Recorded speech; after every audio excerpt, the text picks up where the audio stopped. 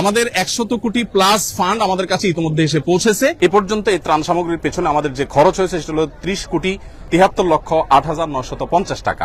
খাদ্য সামগ্রীতে 30 কোটি, শিক্ষার জন্য 20 কোটি এবং গৃহ নির্মাণে 30 কোটি, ব্যবসায়ী যারা ক্ষতিগ্রস্ত হয়েছেন, ক্ষুদ্র ব্যবসায়ী এবং কৃষক যারা ক্ষতিগ্রস্ত হয়েছেন তাদের জন্য 30 কোটি টাকা খরচ করার পরিকল্পনা হাতে নিয়েছি। বন্যার পানি একটু শুকানো শুরু করলে 1 লক্ষ পরিবারকে 25 কেজি করে চাউল দেব ইনশাআল্লাহ। এবারের 2024-এর ভয়াবহ বন্যায় ক্ষতিগ্রস্ত মানুষদের পাশে দাঁড়াবার জন্য শুরু থেকে আমরা চেষ্টা করেছি। রাত দিন এখানে কাজ চলছে। আপনারা দেখতে পাচ্ছেন আমাদের পেছনে যে কার্যক্রম, এই কার্যক্রম সারাদিন চলছে, রাতভর চলছে এবং আমাদের আজকে 10ম দিন চলছে কাজের। আর এই জায়গাতে 8ম দিন, গত শুক্রবার থেকে আমরা শুরু করেছি এই জায়গাতে। আর পুরো কার্যক্রম আমরা শুরু করেছি অনেক আগে থেকে। পুরো কার্যক্রম আমাদের চলছে 10 দিন যাবত। আর এখানে আমাদের স্পেসিফিক কাজ চলছে 8ম দিনে।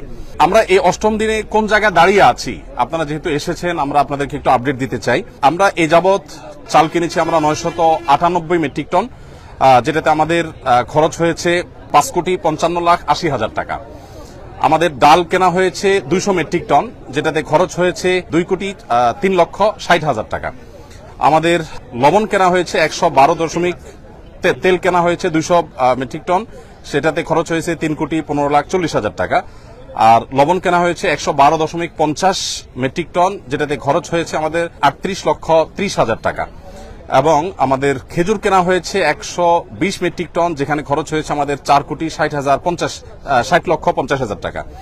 আর সুগার অর্থাৎ চিনি কেনা হয়েছে 20 টন, সেখানে খরচ হয়েছে আমাদের 23,91,200 টাকা। চিড়া কেনা হয়েছে 40 টন, সেখানে খরচ হয়েছে আমাদের 22,51,000 টাকা। এবং পানি কেনা হয়েছে 100 টন, যেখানে খরচ হয়েছে আমাদের 9 লক্ষ টাকা। আর ভুসি অর্থাৎ গোখাদ্য কেনা হয়েছে 67.38 মেট্রিক টন, সেখানে আমাদের খরচ হয়েছে 2,29,06,750 টাকা। সর্বসাকুল্যে আমাদের মালামাল কেনা হয়েছে 1,857.88 মেট্রিক টন। ত্রাণ সামগ্রী কেনা হয়েছে এ পর্যন্ত, যেখানে খরচ হয়েছে 16,58,08,950 টাকা। আর আমরা পানি একটু শুকিয়ে গেলে, বন্যার পানি একটু শুকানো শুরু করলে 1 লক্ষ পরিবারকে 25 কেজি করে চাউল দেব ইনশাআল্লাহ।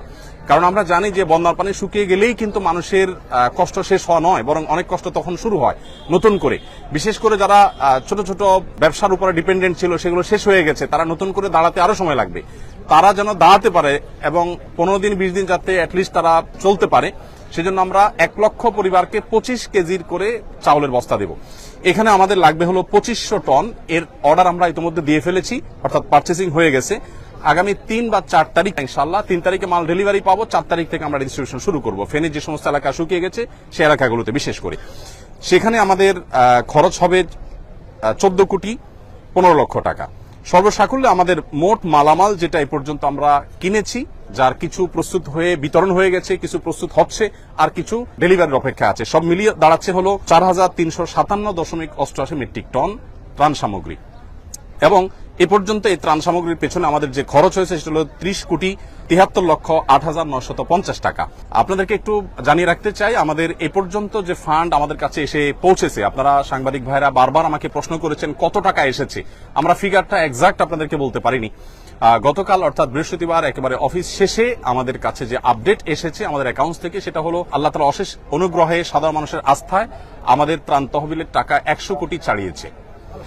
অর্থাৎ 100 কোটির বেশি ফান্ড আমাদের কাছে চলে এসেছে। এই ফান্ডটা আমরা কিভাবে খরচ করব আপনাদেরকে একটু আমরা জানিয়ে রাখতে চাই, আপনাদের মাধ্যমে মানুষকে আমরা জানিয়ে রাখতে চাই। প্রথমত একটু বলে রাখি, আসুন্নাহ ফাউন্ডেশনের সমস্ত প্রজেক্টগুলো বাস্তবায়ন করার আগে আমরা পাবলিকলি ঘোষণা করে বেনিফিশিয়ারি নির্বাচন করি, যাতে কোনো প্রকার পার্সিয়ালিটি না হয়, প্রত্যেকে যেন সমানভাবে পায়, ধর্ম বর্ণ নির্বিশেষে যেন সবাই সুযোগ সুবিধা পায়, সেজন্য আমরা বিশেষভাবে মনোযোগ রাখি। আর আমাদের প্রজেক্ট বাস্তবায়ন শেষে আমাদের প্রত্যেকটা টাকার হিসাব পাই করে আমরা সোশ্যাল মিডিয়ার উন্মুক্ত প্ল্যাটফর্মে দিয়ে থাকি। আমরা 2022-এর বন্যায় অর্থাৎ সিলেটের বন্যায় 18 কোটি টাকার কাজ করেছিলাম, তার প্রতিটি টাকার হিসাব আমরা সোশ্যাল মিডিয়াতে দিয়েছিলাম। তেল কোন কোম্পানির কত টাকায় কিনেছি, আমরা কি পরিমাণ কিনেছি, লবণ, চাল, প্রত্যেকটা জিনিস আমরা ডিটেল এভাবে দিয়ে থাকি। তো এবারও ইনশাল্লাহ তার ব্যতিক্রম হবে না, প্রত্যেকটা টাকার হিসাব আমরা যথারীতি ইনশাল্লাহ যথাসময় দেবো আল্লাহ চাহেন তো। এখনো পর্যন্ত আমাদের এখানে ত্রাণবাহী 80টি গাড়ি গত কয়েকদিন আমাদের স্পটে পৌঁছেছে।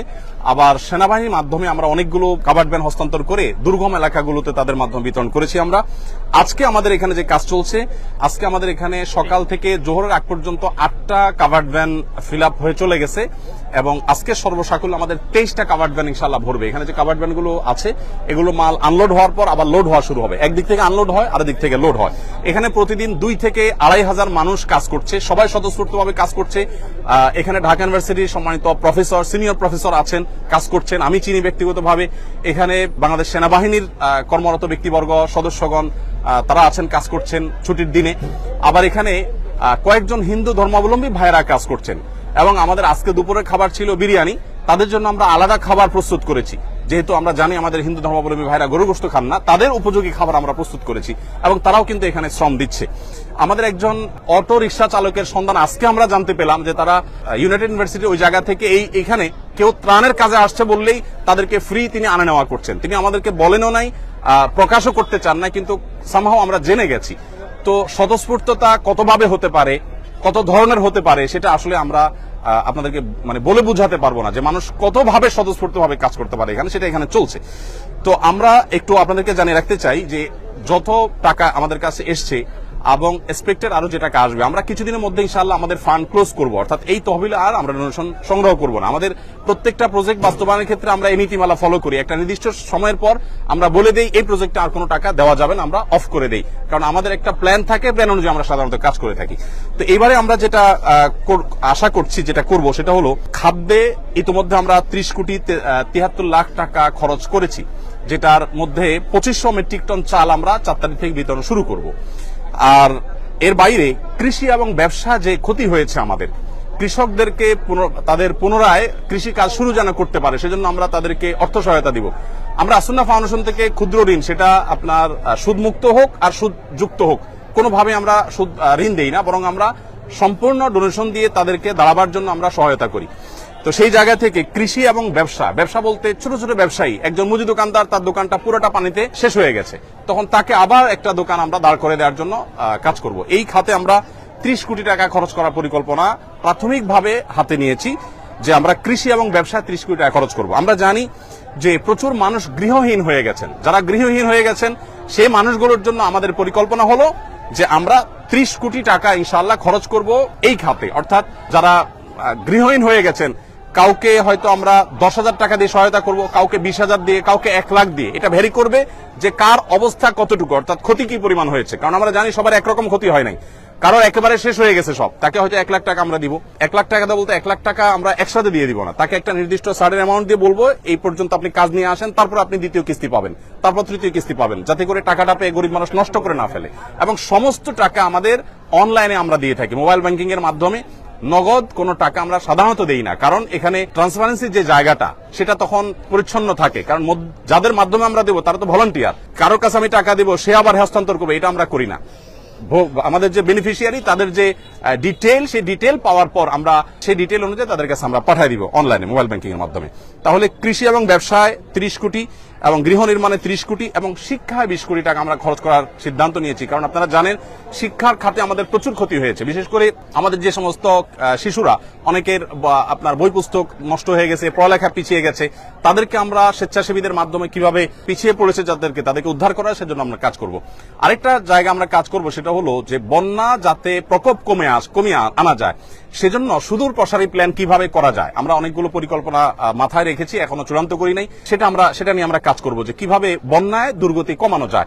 আমরা শুধু ত্রাণ দিলাম সেটাই নয়, বন্যার পানি যাতে নেমে যাওয়ার রাস্তাগুলো পরিচ্ছন্ন থাকে, খালগুলো যাতে পরিষ্কার থাকে। বিশেষ করে এটা সরকারের যারা সংশ্লিষ্ট দায়িত্ব আছেন তারা দেখবেন, নোয়াখালী, চৌমুহনী, লক্ষ্মীপুর এই এলাকাটাতে রাস্তার ধারে যে বড় খাল চলে আসছে, আপনারা জেনে থাকবেন, আমি ওই এলাকার ছেলে, আমি ছোটবেলা থেকে এই খালগুলোকে দেখেছি, এগুলো দখল হয়ে আছে, অর্থাৎ দখলদাররা দখল করে আছে এবং এগুলো নাব্যতা হারিয়ে ফেলেছে, যার কারণে এই যে বন্যার পানি এটা নেমে যাওয়ার জন্য মিনিমাম যে খাল প্রয়োজন সেটা পর্যন্ত নাই, যার কারণে দুর্দশা আজকে চরম অবস্থায় পৌঁছেছে। আমরা যদি চাই যে প্রতি বছর এরকম ত্রাণ নিয়ে আমরা দৌড়াবো না বা দৌড়াতে হবে না, এটা যদি চাই তাহলে এই খালগুলো আমাদেরকে খনন করতে হবে এবং এগুলো নাব্যতা ফিরিয়ে আনতে হবে, এগুলো দখলমুক্ত করতে হবে। এটা বাংলাদেশ সরকারের কাজ। আমাদের যদি এখানে কোনো অংশগ্রহণ করার সুযোগ থাকে, আসন্ন ফাউন্ডেশন সম্পূর্ণ প্রস্তুত যে আমাদের ভলান্টিয়ার টিম নিয়ে, আমাদের ক্ষুদ্র ফান্ড নিয়ে আমরা ঝাঁপিয়ে পড়বো, যাতে করে প্রতি বছর বন্যা হলে আমরা ত্রাণ নিয়ে যেতে না হয় এবং বন্যা যাতে খুব বেশি দীর্ঘস্থায়ী না হয়। ফেনী, নোয়াখালী, লক্ষ্মীপুর আমি নিজে গিয়েছি, অনেক এলাকা আছে যেখানে পানি ঠায় দাঁড়িয়ে আছে, নামার কোনো নামগন্ধ নেই, 1 সপ্তাহ 10 দিন 15 দিন পর্যন্ত পড়ে আছে। তো সেটা যেন না হয় সেজন্য আমরা চেষ্টা করছি। ফাউন্ডেশন থেকে আমরা বিশেষ কিছু উদ্যোগ নিয়েছি। যে সমস্ত জায়গায় মোবাইল চার্জ দিতে পারছে না আমার বিদ্যুতের অভাবে, আমরা ভাসমান জেনারেটর এবং চার্জিং স্টেশন নিয়ে যাচ্ছি বিভিন্ন আশ্রয় কেন্দ্রে। দেখা যায় যে কলার ভেলায় করে কিংবা কোনো টায়ারে করে আমরা জেনারেটর নিয়ে যাচ্ছি। ইউনাইটেড ইউনিভার্সিটির এবং ইস্ট ইউনিভার্সিটির স্টুডেন্টরা অনেকে আমাদেরকে জেনারেটর দিয়েছে, এসিআই আমাদেরকে কিছু জেনারেটর দিয়েছে, আমরা নিজেরা কিছু জেনারেটর ভাড়া নিয়েছি। এগুলো দিয়ে আমরা আশ্রয় কেন্দ্রে একসাথে 30-40টা মোবাইল চার্জ দিতে পারছি। তারা 7 দিন 8 দিন পরিবার সাথে যোগাযোগ করতে পারছেন না, এবং সেই সাথে জেনারেটর দিয়ে আমরা অনেক বাড়িতে পানি তুলতে পারছেন না বিদ্যুৎ না থাকার কারণে। তাদের আপনার স্যানিটেশন সিস্টেম ভেঙে পড়েছে, তাদের ওয়াশরুমগুলোতে পানি নাই, তাদের খাবার পানি নাই। তো আমরা এক্ষেত্রেও ভাসমান জেনারেটর নিয়ে বাড়ি বাড়ি গিয়ে আমাদের ভলান্টিয়াররা তারা তাদের মোটর চালু করে পানি ট্যাঙ্কিতে ভরার ব্যবস্থা করছেন। এর বাইরে আমাদের এখান থেকে যে বড় কাভার্ড ভ্যানে মালগুলো যায়, সেখানে ছোট ছোট অনেকগুলো পিকআপে করে মালগুলো একটা পর্যায়ে চলে যায়, তারপর আবার অনেকগুলো ট্রলারে করে বা ছোট ছোট নৌকা করে ভাগ ভাগ হয়ে দূর দূরান্ত এলাকাগুলোতে চলে যায়। দুর্গম এলাকাতে সাধারণত ত্রাণ দেই আমরা, রাস্তার ধারে শহরে সাধারণত ত্রাণ দেই না। এবারও আমি যতবার গিয়েছি 2 ঘন্টা, 2.5 ঘন্টা, 1.5 ঘন্টা ভেতরে ঢুকে তারপর আমরা ত্রাণ বিতরণ করেছি। আমাদের কাছে যে সমস্ত ত্রাণের সামগ্রী মানুষ দিয়েছে সেগুলো কিন্তু আমি যে হিসাব দিয়েছি এর বাইরে, অর্থাৎ আমাদের যে 4300 টন আমরা ত্রাণ সামগ্রী দিচ্ছি এগুলো আমাদের পারচেসিং করা। এর বাইরে আরো বহু জিনিস আমাদের কাছে এসেছে বিভিন্ন প্রতিষ্ঠান থেকে, বনরুটি, পাউরুটি, কেক, গুঁড়ো দুধ, মুড়ি, পোশাক, মেয়েদের পোশাক, ছেলেদের পোশাক, কারণ আশ্রয় কেন্দ্রগুলোতে তাদের পোশাকের দরকার হয়, এক পোশাকে চলে আসছে। তারপরে বাচ্চাদের জন্য তাদের উপযোগী খাবার, মেয়েদের জন্য আপনার স্যানিটারি ন্যাপকিন, তারপর বিভিন্ন সাইজের পানির বোতল, জেনারেটর, রেডি প্যাকেজ, তারপরে লবণ, পানি, বিস্কিট, গুঁড়া দুধ, লুঙ্গি, চাল, সাবান, সুজি, বিস্কিট, স্যালাইন, এই জাতীয় অনেক জিনিস এসেছে যেগুলো বিভিন্ন প্রতিষ্ঠান দিয়েছে, সেগুলোর সাথে সাথে আমরা পাঠিয়ে দিয়েছি। তো এই হলো আমার কাছে আপডেট যে 100 কোটি টাকা আমাদের ক্রস করেছে ফান্ড, সেটাকে আমরা কিভাবে খরচ করবো একটা পরিকল্পনা আপনাদেরকে দিয়েছি। আর পুঙ্খানুপুঙ্খ প্রতিটি টাকার হিসেব আলাদা করে আমাদের প্রত্যেকটা প্রজেক্টে যেভাবে করি ঠিক একইভাবে আমরা প্রজেক্ট শেষে ইনশাআল্লাহ আপনাদের মাধ্যমে জানাবো। আর ডিটেইল প্ল্যান যেটা সেটা আমরা জানাবো ইনশাআল্লাহ। আর একটা বিষয় একটু বলি যে আমাদের এই যে পরবর্তী কার্যক্রম হবে সেটা আমরা কিভাবে করব। আমরা অন্যান্য প্রজেক্টগুলো যেভাবে করি যে প্রত্যেকটা প্রজেক্টে আমরা উপকারভোগী নির্বাচনের জন্য কয়েকটা লেয়ারে আমরা কাজ করি। প্রাথমিকভাবে আমরা গুগল ফর্ম দিয়ে অনলাইনে বলি যে আপনার আশেপাশে যারা আছেন দুর্গত, অভাবগ্রস্ত, তাদের তথ্য দেন। যেমন বৈষম্যবিরোধী ছাত্র জনতার আন্দোলনে যারা মারা গেছেন তাদের জন্য আমরা ইতিমধ্যে বলেছি যে আমরা 5 কোটি টাকা বাজেট আমরা দিয়ে দিয়েছি, আরো 5 কোটি টাকা করার আমাদের স্বপ্ন বা পরিকল্পনা আছে। তো এইখানে কাজ করবার জন্য আমরা গুগল ফর্ম দিয়ে দিয়েছি যে আমরা কোনো লোক নির্বাচন করব না, আপনারা সাধারণ মানুষ সারা দেশ থেকে তথ্য দেন। তথ্য দেওয়ার পর এই বন্যার ক্ষেত্রে একই আমরা তথ্য নিব। তথ্য দেওয়ার পর যে সমস্ত স্টুডেন্টরা আছেন, কলেজ ইউনিভার্সিটি পড়ুয়া স্টুডেন্টরা আছেন, তারা অনেকে আমাদের স্বেচ্ছাসেবী, তাদেরকে আমরা এলাকায় পাঠাবো এই তথ্যগুলো ভেরিফাই করার জন্য। প্রত্যেকটা তথ্যের সাথে বাস্তবে মিলানোর পর তারা সুপারিশ করবেন, স্থানীয় ইমাম সাহেবরা সুপারিশ করবেন।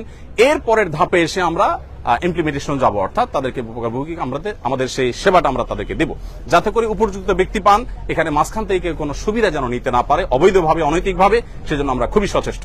তো এই হলো মোটামুটি আমাদের কার্যক্রম। আমাদের 100 কোটি প্লাস ফান্ড আমাদের কাছে ইতিমধ্যে এসে পৌঁছেছে এবং আমরা এ পর্যন্ত ওই টাকাটাকে খরচ করার একটা পরিকল্পনা দাঁড় করিয়েছি। খাদ্য সামগ্রীতে 30 কোটি, আমাদের শিক্ষার জন্য 20 কোটি এবং পুনর্বাসনের জন্য 30 কোটি এবং ব্যবসায়ী যারা ক্ষতিগ্রস্ত হয়েছেন, ক্ষুদ্র ব্যবসায়ী এবং কৃষক যারা ক্ষতিগ্রস্ত হয়েছেন তাদের জন্য 30 কোটি টাকা খরচ করার পরিকল্পনা হাতে নিয়েছি। এর বাইরে পরবর্তী কোনো দুর্যোগ হলে সেটা যেন আমরা মোকাবেলা করতে পারি বা সেটা যেন খুব বেশি ভয়াবহ রূপ নিতে না পারে, সেটার জন্য আমাদের একটা আলাদা প্রজেক্ট আছে।